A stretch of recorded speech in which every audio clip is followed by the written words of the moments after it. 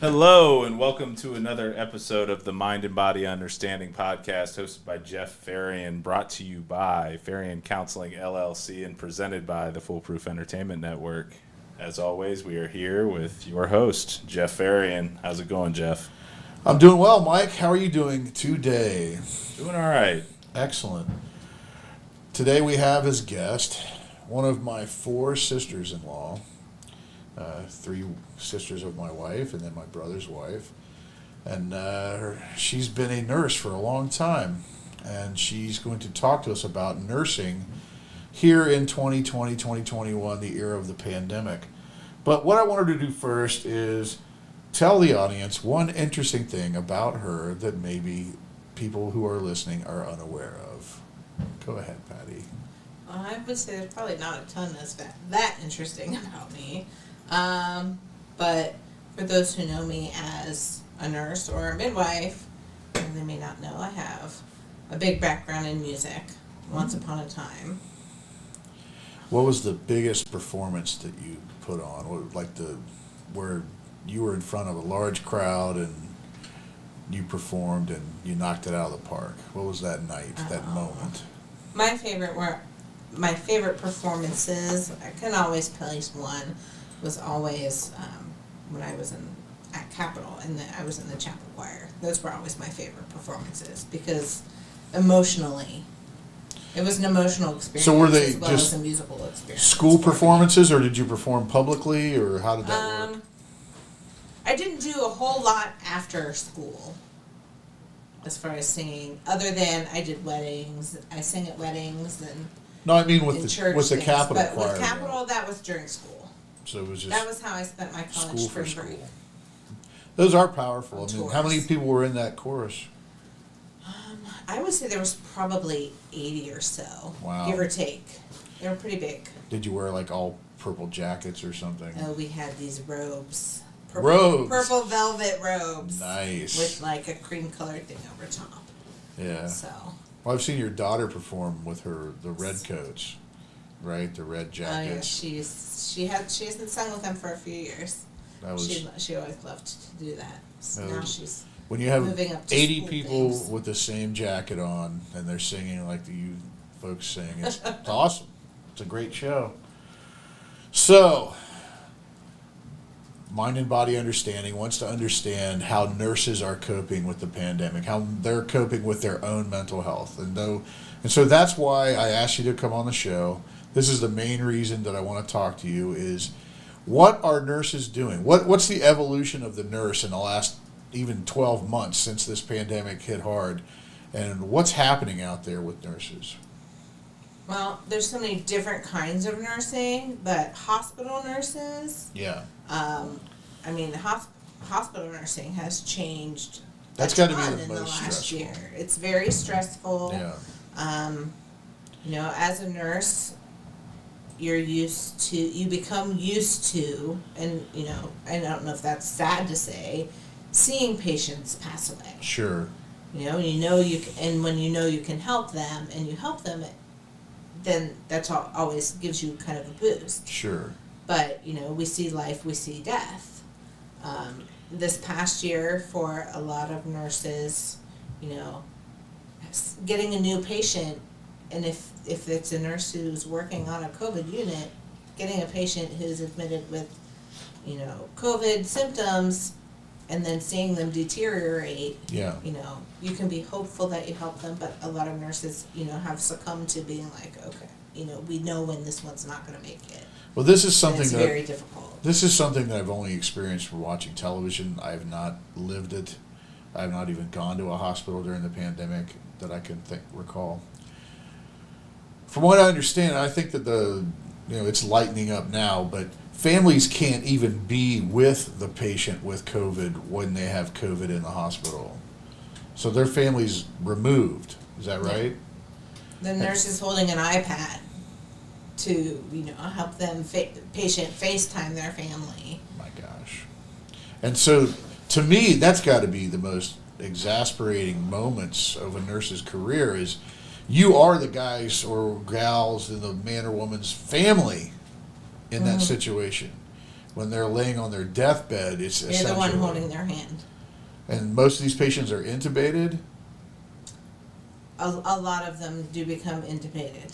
I mean, I know. What's the difference between being on the big things that we had, respirators? The ventilators. The ventilator. What's the difference between being on a ventilator and being intubated, or is that the same? Well, if they intubate you, that's when they put that tube down your throat. Right. They're going to put you on that ventilator and let that do the breathing for you. Yeah. I've seen my father on a ventilator twice in his life before he passed away. And it's exasperating. It's horrifying. It's there's nothing you can do. I mean, that person's basically being kept alive by the machine. And they're often then sedated as well, because if there's something in your throat, you want to reach for it. Yeah. Get rid of it. And COVID patients, I mean, when they're severe, that's where they're headed, basically. Mm-hmm. And then how does translate that to what nurses are doing while this is all going on? Then nurses are doing as many life-saving measures throughout their day. They're giving them, sometimes TPN, which is nutrition through the IV, because they can eat. If they're on a ventilator for weeks or a month, they still need nutrition and calories and things for their body. Managing all their fluids, managing all their medications, drawing blood work regularly. Hospitals have lab staff too that comes up, but if we're in a total isolation, how's that happening? In a lot of the ICUs, the walls of the room are glass, so they communicate with the people on the other side, say, "Hey, I need something," just by holding up a sign. Because if you leave the room, you take everything off, and then you put all new stuff back on. And just a question, and I think it's more about, are nurses finding themselves probably more emotionally attached to patients because they know the patient's fate? Like, I would imagine that I'm sure there's some level of connection between a nurse and a patient, period, but when that patient has family and the family's kind of there with the patient, I imagine it's different than a patient who's basically all alone. Yeah. And so are they taking on more from an emotional burden standpoint too? I think they definitely are, because as a nurse, you're the person that patient is talking to or seeing day in and day out. When families were able to come in, if a patient was going to be there for a long time, the nurse knew their family too. Right. And you would have the same patients shift after shift after shift. Now with the pandemic, you see nurses getting to know a patient and care for a patient, and meeting their families through the FaceTime or video calling. Right. And, then, shoot. It's all right. And then as we go, they get to know that patient, but then they might come for their shift the next day, and that patient has passed. Yeah. And it's so definitely traumatizing. How do nurses mask their depression and their anxiety and their horrification at all of these signs while they're trying to help people and be pleasant with people and work with people? I've seen exasperated nurses before, I guess, but I haven't seen sad nurses or crying nurses, unless somebody really dies violently in front of them. But I've not seen that. I imagine that's something that might do it. But so how are they not showing their own pain when dealing with other people? A lot of times it all comes out when they step out of the room or get into the break room or the locker room. Is this something they teach you in nursing done. school, or to be like that, or is just a special person that takes on this kind of a challenge? Nurses can be pretty special people.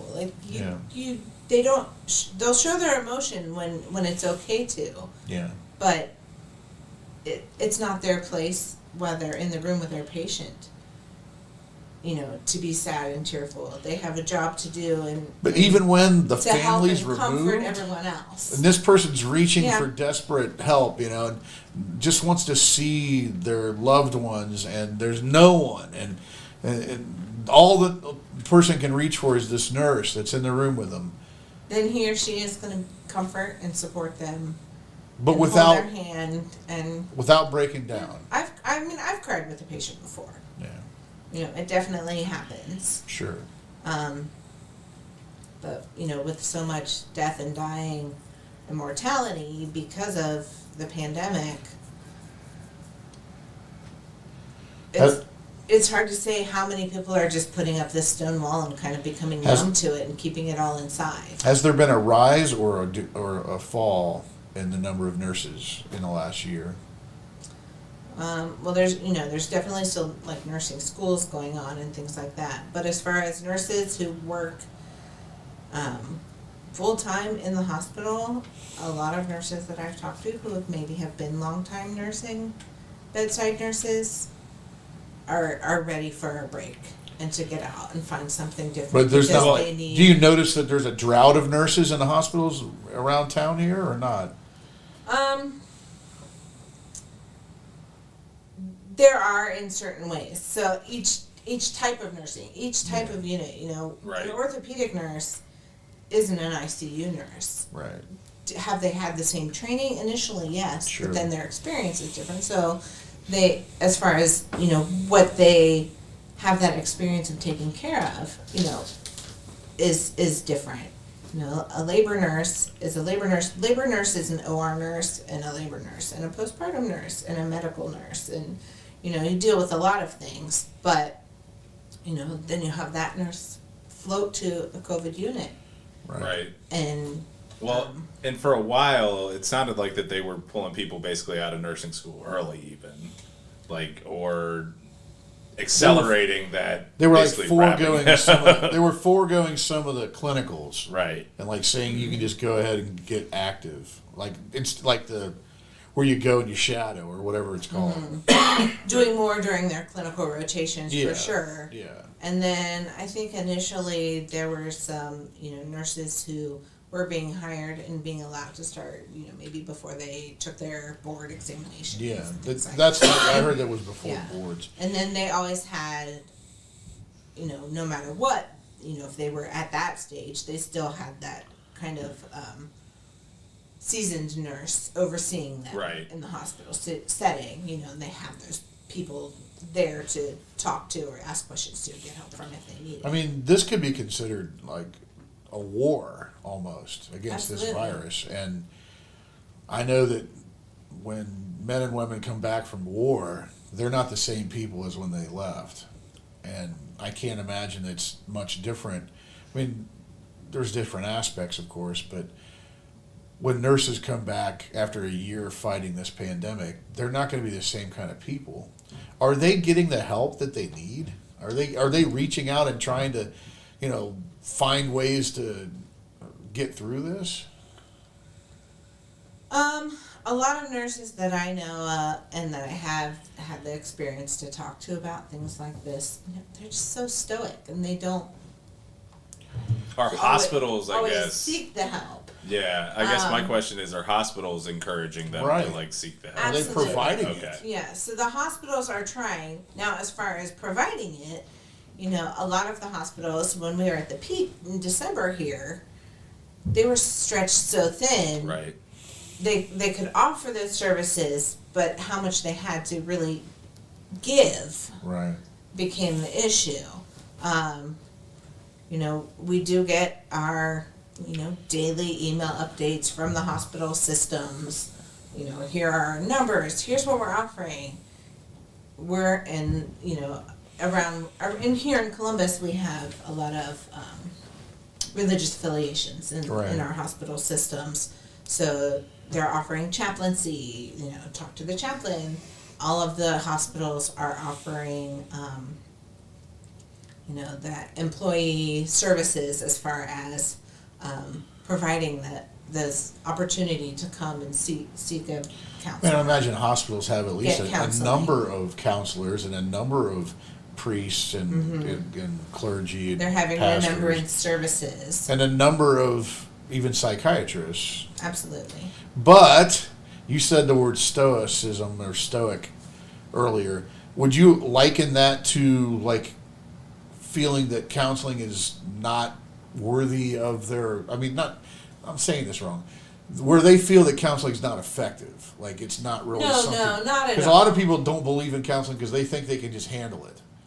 Right. And do you think some of these nurses are feeling that they can just handle it? Maybe stoic wasn't really the word to use. I see a lot of the nurses that have been in nursing for a really long time. They're all about taking care of everybody else.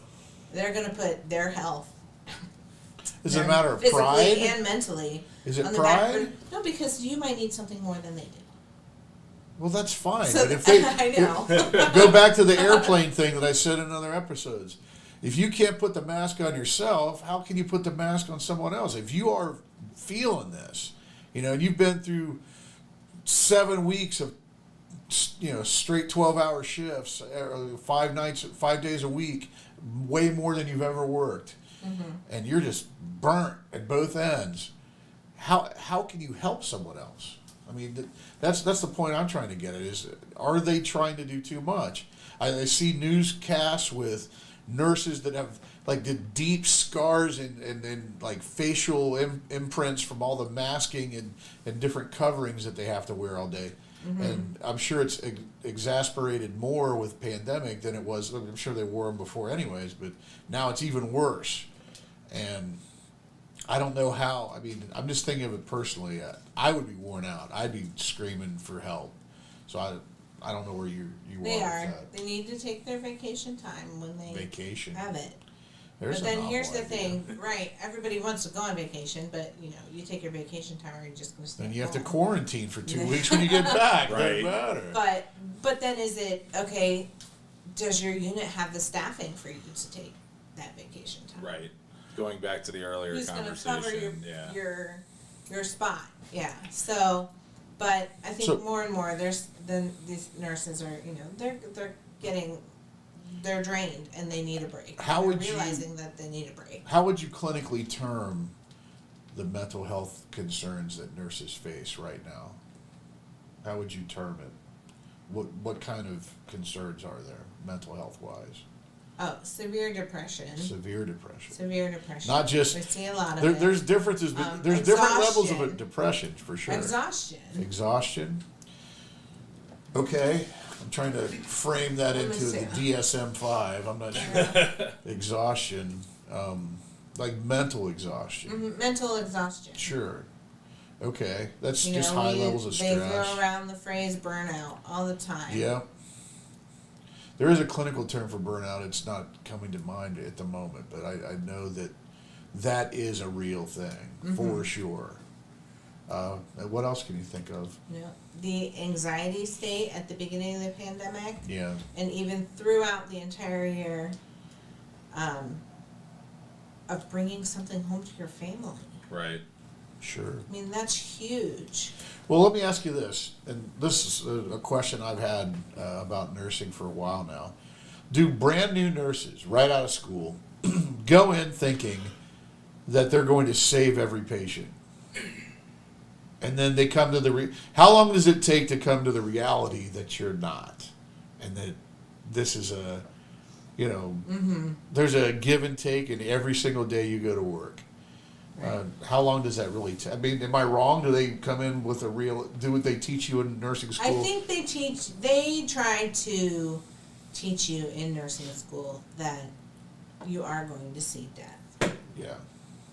as much as you're going to see life. And you're there to care for and support your patients and their families through the death and dying process as much as you are through the treatment and recovery. So I'm assuming you've seen death. Absolutely. How do you deal with that? I think about those patients and those families for hours on end after someone dies. Yeah. You know, I saw my first patient die when I was in nursing school. So you see how you are a part of the process and what you do for that patient and their family while you're there and they're having this experience is helping them and supporting them. So did you talk to anybody about this, or did you? When a patient dies, there's always, on each nursing unit, they always have what they call a debriefing. Yeah. And you get to sit and you talk with the other nurses that you worked on. Now, whether it was, when I worked in the ER, we'd have someone come in through for a trauma, who had had a cardiac arrest at home or something. Yeah. And, were unable to resuscitate or something like that. Yeah. To someone who's in the ER for something and goes into cardiac arrest or respiratory arrest. Or, having someone come in and deliver a baby way too prematurely to live. Yeah. Yeah. We always sit and talk afterwards. I was gonna ask you your permission to ask the next question, because but you already brought it up. So I imagine you've seen babies born dead. Yeah. And that's got to be one of the most exasperating moments. I mean, especially if you don't know that yet. And, But do you know that before it happens? Or do you kind of just get that picture? Most of the time, it's. I would say that it's more difficult to be the person who discovers that there's no heartbeat. Yeah. And is with the mother as you're discovering, and Yeah. they know that something's not right. So how do you decompress after that one? Yeah. Bottle of wine? Yeah. So my whole thought coming into this episode about the nurses really aren't doing enough. I mean, I'm not putting it on nurses, but I'm saying that you certainly have to have some self-care. You have to have some kind of, I mean, and I'm not saying that counseling is the only way to fix it either. I mean, I'm certainly not going to say that wine's the only way either, but, there's got to be something that you can do. There's always a debriefing or discussion, with the other nurses and providers who have given care to that patient, kind of about everything that happened. When there's a death on a unit, now this is pre-COVID, the chaplain always will come to the unit and check in on the nurses and the staff. Got it. To see how everybody is coping. And so they do, try to help you get through a loss as much as possible. Does this seem different or even maybe more amplified with COVID than it was before? I mean, you were a nurse many years before COVID hit. Did it seem less stressful? Or is it really not that much different, just the people who are directly COVID affected, like that are working with those patients? Those who are working on those COVID units and in the ICUs with COVID patients on ventilators and such, I'm sure their stress level, which in working in an ICU, the stress level is already really high, is just even that much higher. Yeah. As far as, for someone like me working in another unit in the hospital, the stress level goes up because, working in labor and delivery, everybody comes to labor and delivery. Right.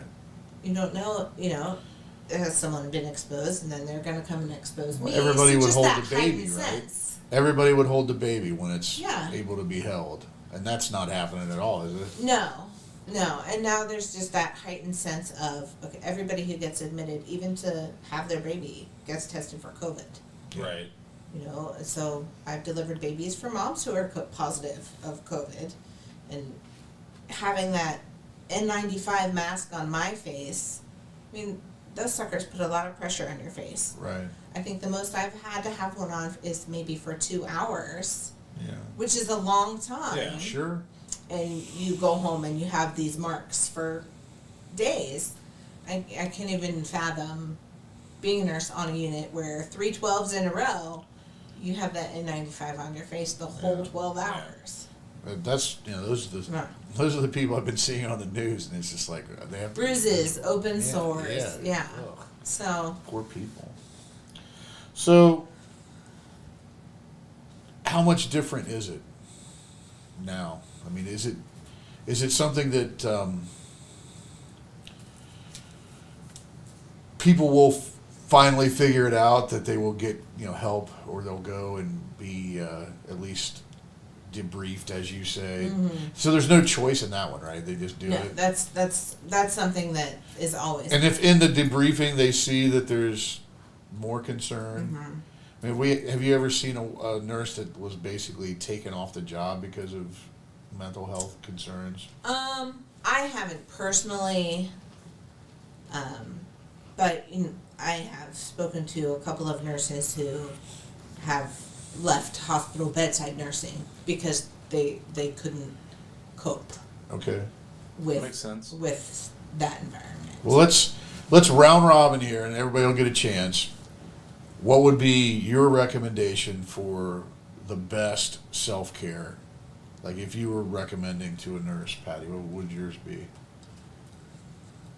My best recommendation, I would say, make sure you have a support system, someone to talk to, Yeah. counselor, therapy, someone outside of the box who Yeah. isn't part of the situation. And if you can afford counseling or you have it in your insurance, go to a counselor, because it's way better than trying to unload this on your family or on your friends. Because you want those groups to be in different places mentally with you as well. You want to be happy at home eating your dinner with your family. You want to be happy socializing with your friends if you ever get to do that again. So, okay. And that's just it with nurses too. There's all these HIPAA regulations. You can't go home and tell your family everything that Right. happened. Right. And the counselor's got his own HIPAA, so it's all good. Mike, what would you recommend, self-care wise? I think it's something that was talked about, I think, early on. Find the 25, 30 minutes, be able to unwind yourself, find that peace on your own, give yourself a chance to recover, etc. I think that meditation and that centering and just being for 20 to 30 minutes, if you can afford that kind of time, Get some vitamin D. It makes a lot of difference. Yes.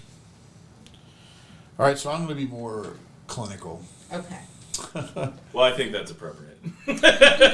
Drink a lot of water. Oh, I thought you were. I wasn't expecting the water part. Exercise. Talk to loved ones often. Clinical meaning, these are things that I would tell someone in my office if they're sitting there like stressed out about being a nurse. Take a walk. If you can't meditate, some people can't calm their brain down enough to meditate. So just take a walk, either with music or without. Make your choice, because if it's with music, you're going to get into the vein of feeling how you feel when you listen to that music. If it's without music, make sure you go to a nice scenic area and you can just listen to the air through the trees and things that will relax you. But get your mind in a different place. As Mike said, 20, 25 minutes would be good. An hour to 2 hours would be good, separate. Maybe 30 minutes here, 30 minutes there. If you're able to do that. There are breaks during your shift. Find a nice quiet place. Go to the chapel and just sit there and just relax and not think about everything that you're going through right now. But those aren't always possible. So I always like laughing with friends, dude. That's my last go-to. I have a Rolodex of friends in my cell phone, and I know which ones make me laugh and which ones don't. I'll call someone that makes me laugh if I'm in a bad mood, and they'll just make me laugh, and I'll feel better for a few minutes. And then I can get on with my day. That's my Cliff. Cliffy! Patty, it's so nice talking to you today. You're going to do one last thing for Pharion Counseling and for Mind and Body Understanding and for Foolproof Entertainment Network. You're going to give a PSA as to why people should get vaccinated. So please tell the dozens of people that might be listening to this. The dozens and dozens of Get vaccinated. I know we all miss normal. Yeah. We don't really know what normal was anymore, but we know that we want normal again. Absolutely. Get vaccinated so people can hug their parents and their grandparents, and our children can grow and thrive in the type of social, human interacting environments that they need to be in. Yes. Get vaccinated to help protect yourself, help protect your family. Yes. get vaccinated. Thank you. Absolutely. Good last words. And that's all we have for today. So thank you very much, Patty. And we'll be Thanks back for on having here me. again. You're welcome. Take care.